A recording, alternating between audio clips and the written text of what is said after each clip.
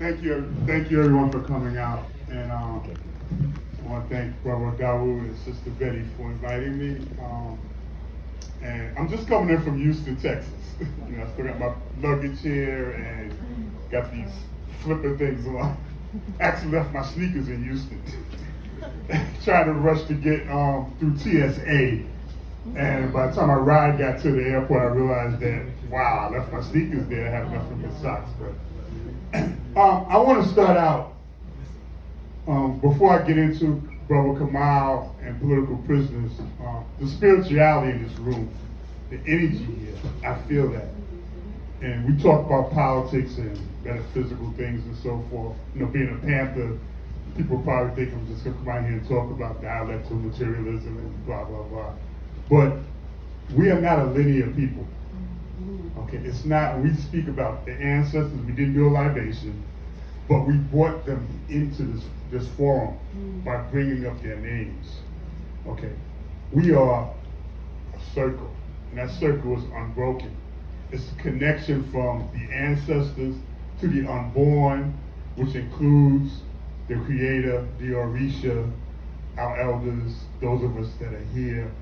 And definitely we should never forget the unborn, because although we stand on the shoulders of our ancestors, we are also here to prepare for those who are not here yet. Those spirits that are still amongst us but have not come here. I just wanted to put that out there because that's who we are. Our cosmology is not like theirs. So that said, I'm Brother SHEP, that's what they call me, short for shepherd. Siddiqui Ojere Alubala is an African word, name that I utilize. And I'm a veteran of the original Black Panther Party. Okay.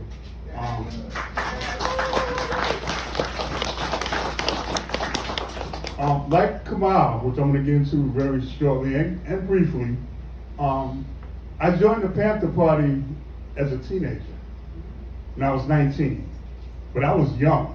I was old at 19 to join the Black Panther Party.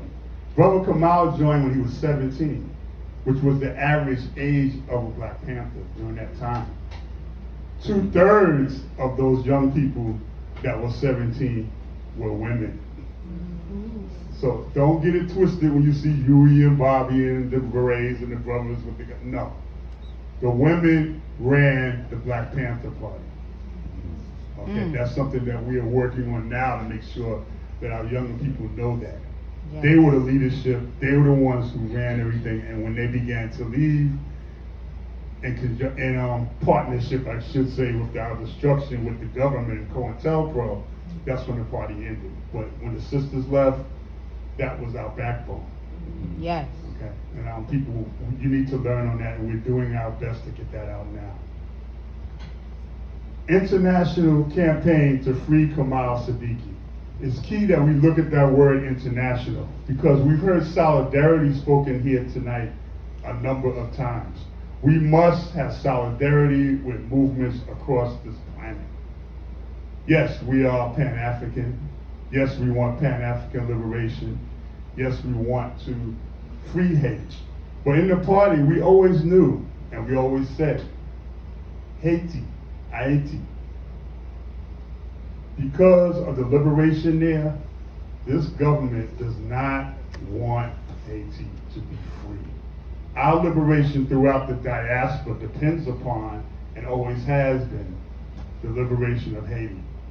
Then, now, and in the future, which is why we must look at that, spiritually and revolutionary. That's where our connection is. That's why they hate Cuba. They don't want Cuba to become another Haiti. Because Haiti was embarking on liberating all the diaspora in South America, the Caribbean, and here when they liberated themselves. That's why they had to be stopped by imperialism. So we need to look at that and understand why the situation is the way it is now. They do not want a liberated free Haiti. And that's where our battle and our solidarity is so important. That said, again, Kamal joined the Panther Party when he was 17, right here in New York. He's the last New York Panther in prison. Yes. Yes. The last one. Yes. When we started the Jericho movement, Barbara Herman Ferguson, Alura Ferguson, and of course we know that Ralph was part of that whole thing, Yuri Coach Young, so many people. In 1998, there were 20 Black Panthers in prison. 20. There's only 4 left now. Imam Jamil Al-Amin, formerly known as H. Rap Brown, he just made 82 years old. He's still in prison. Yes. 82. All of our elder Panthers are now elders. Kamal Siddiqui will be 72 years old in February. Mumia Abu Jamal is 70 years old. And a person nobody probably really knows, Kenny Zulu Whitmore, is in Angola prison. He's also 71 years old. Excuse me, he'll be 71. So those are the 4 that are left. We've gotten a lot of Panthers out. Sundiata's home, Jalil's home. I just left Jalil down in Houston. We did a curb fest down there. Anyone who did not get one of these, Brother Dahu has one. Who got one of these? Anybody here? Okay, we have a few more to give out. Young people made these. We gave out our literature down there. They started the curb fest. Culture is a weapon for our liberation. Always has been, always will be. We must use culture as a weapon, and the key to that is goes with that energy, and that's our youth. Curb Fest is right in the community. So we just came from there. A lot of them are still down there. Kamal's daughter, one of his daughters could not be with us tonight because she's down there organizing amongst the young people down in Houston, which consists of the Chicano Liberation Movement, the liberation of Palestine. There's youth down there right now. And a lot of people don't know that we have a history in Mexico as Black people. Okay? You need to study that and realize that the Gullah War was not the Seminole War. Okay, our ancestors fought, went to Oklahoma, and then they eventually went to Mexico, which didn't have slavery, and they fought against Davy Crockett and all those other colonists in the Alamo. Our people fought against them. There's a large African community still exists in Mexico. And we need to learn about that and go in solidarity with that. In 1971, Kamal was accused of killing excuse me, I don't want to put out that word, I was about to say the pigs, a pig in Atlanta. But he was accused of killing a police officer in Atlanta in 1971. There was no physical evidence. There was nobody who was able to identify him, so they dropped the charges and became a cold case. This was in 1971. In 2001, when 9/11 hit, okay, all those cold cases from back then, under the Patriot Act came up. They said, we want to solve all those cases, and we want to get all of those revolutionaries from back in the 60s and 70s and lock them back up. So they had a whole campaign throughout the prison system, if you were Muslim, especially, to target you. They were thrown in solitary confinement. Most of them were Panthers and Black Liberation Army soldiers in solitary due to that so-called 9/11 disaster. Kamal was targeted, so they wanted to reopen his case.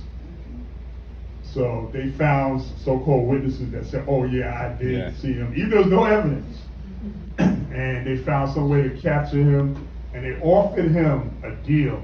If you can help us get Assata Shakur, because he and Assata have a daughter together, Kikuya. Okay, when somehow they were captured and held in the same prison cell.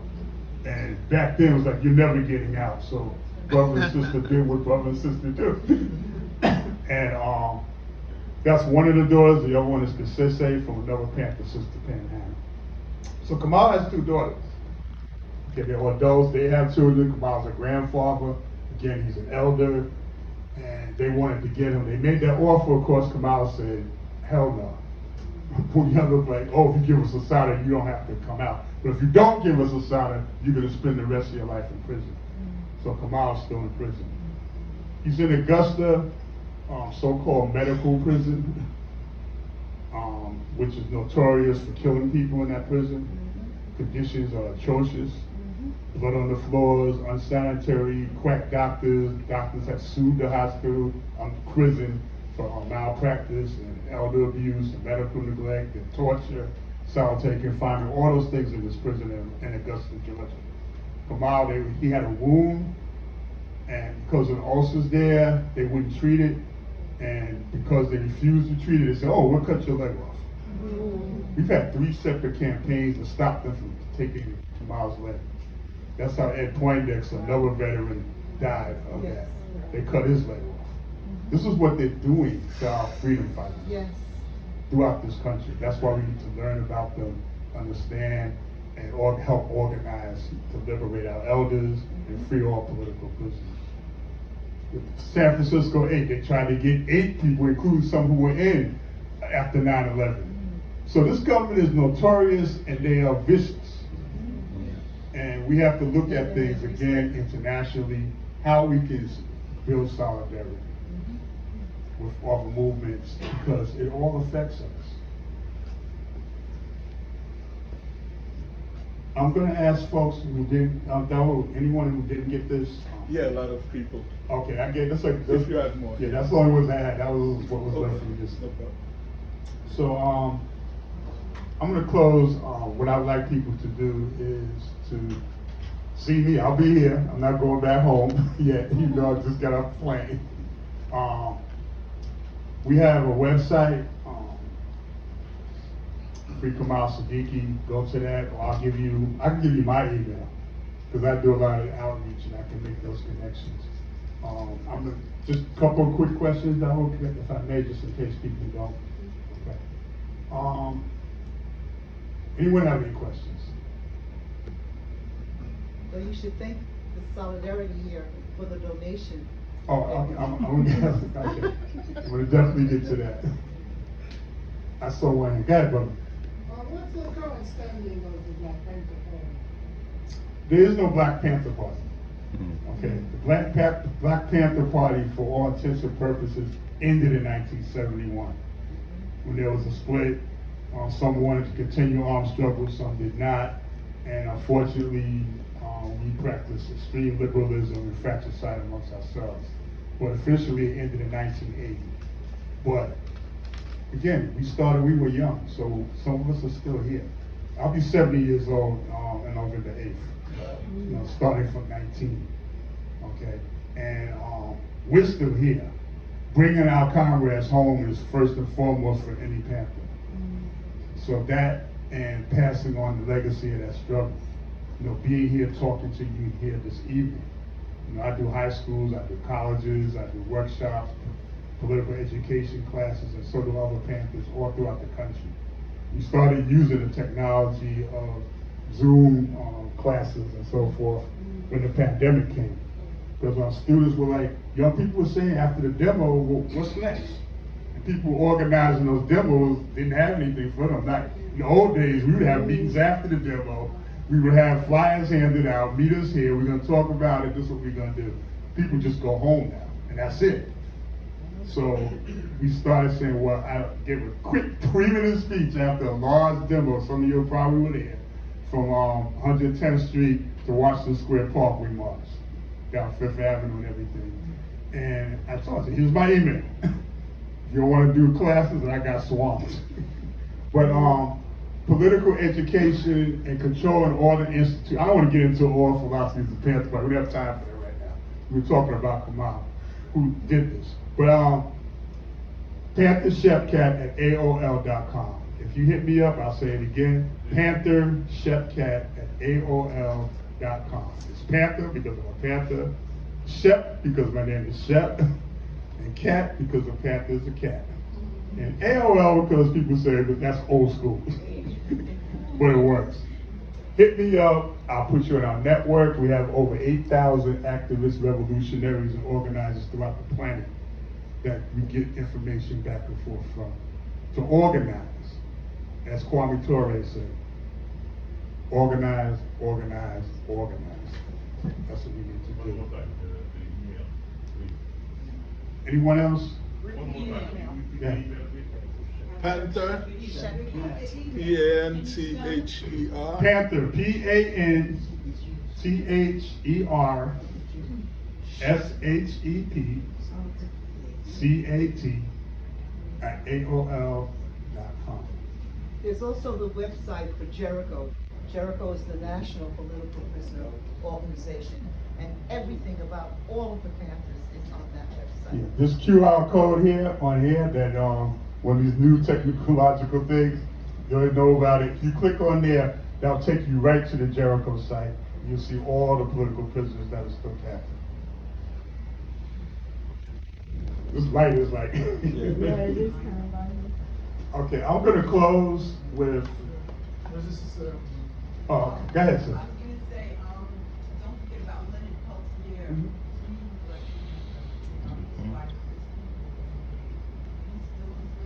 He's been there, what, 48 years? Right, you know, and one thing Dawood said, he talked about these so-called presidents. Obama could have freed Leonard. Whoa. Obama could have freed Dr. Mutulu Shakur. But he refused to do it because he was so-called pressured and because he's a pig. Straight up. Just like Kamala's a pig. They're all pigs. It doesn't matter. Straight up. Ain't about them, it's about us organizing for our own liberation, our own struggle, creating our own nations in solidarity. That's what it's about. It's about us, and we can't be scared. Because, again, people have died and will continue to die unless we step up and do what we have to do, They because worship it's coming. that. Yes. It's coming. Capitalism means death. Thank you, Brother Shep. Oh, I'm sorry. Go ahead. I'm not going anywhere. I'm going to be here until we leave before I go out to the Bronx. And I need to talk to two sisters that do the organizing in the Bronx, too. I want to speak to y'all. Go ahead. I'm sorry. I just wanted to, There it is. It's this at gmail.com. this is something that I received from Miss Betty here. Okay, Sister Betty. And it's called, this is the one from Ralph Pointer, Genocide at Home and Abroad Through Elections. So I'm gonna tap it. I want you all to hear. Hopefully it comes up. But if you can't, they can. Yeah, 'cause I just wanted one last question because we got time. You know, we've got time. So we can continue it outside. Yeah, let's do that. But before we go, Let me just make my closing statement, then I'm done. Go ahead. My closing for everyone here is this, okay? Our freedom fighters are dying in the prison because of those conditions. They have cancer, they have hypertension, they have hepatitis, they have malpractice. They're dying and being killed in these prisons. You need to learn about them because they sacrificed for us and we need to bring them home. That's my closing statement at this point. Do not forget about them and let's continue to struggle. And I'll be here if y'all have any questions in particular. So thank you guys. What's the call? Freedom all. Freedom all. What's the call? Freedom all. What's the call? Freedom all. And Chef, we want to ask people also to remember the Uhuru 3, who were just raided by the FBI, and they're trying to say that their statements, negative statements about this country, were taught them by the Russians, and that's why they are trying to indict them as conspirators. They said the same thing about us when we started. Yes, all right, so I think we do need to support them, they still need letters. You can just For the Google them judges. and it'll come up. Thank you, Chef. All right, So, thank you. just closing statements. I'll say something, Sister Betty, and then Edwidge will say the last word. Before.